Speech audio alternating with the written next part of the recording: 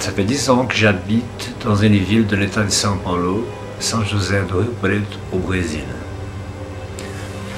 Avant mon séjour actuel, j'habitais un peu partout.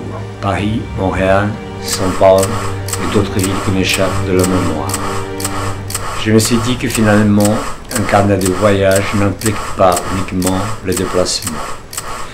Je veux dire par là le fait de parcourir un certain trajet par les moyens conventionnels de transport. L'avion, la voiture, le bateau ou le train. Non, je ne crois pas. Tout d'abord, ma propre mémoire consiste elle-même d'un carnet de voyage. Bien sûr que la sélection est faite préalablement. Cela veut dire qu'une coupure est réalisée. En pensant à ce type de processus mental, je me suis décidé à construire un carnet dans un carnet. J'arrive à la fin de mon récit, un voyage, d'accent étranger. L'étranger dans ma vie, dans le déplacement physique, dans l'espace et dans le temps. Je ne voulais pas montrer le côté honteux d'une ville Dans ce biais, je voulais montrer alors partager mon voyage dans la ville de Japon. Il s'agit d'un véritable déplacement. Un déplacement dans l'imaginaire de certains clichés de partager mon voyage. Un jour, j'y retournerai. Je verrai alors le déploiement de mon triangle quartier. Je crois alors que c'est lui aura un nom. Voici l'immeuble qui ne serait inclus dans le répertoire officiel du quartier de la ville. Je crois. Je n'habite pas très loin d'une avenue considérée branchée, très à la mode. En prenant cette avenue, au début de notre voyage, nous allons parcourir le trajet nécessaire pour arriver à notre destin, un lieu.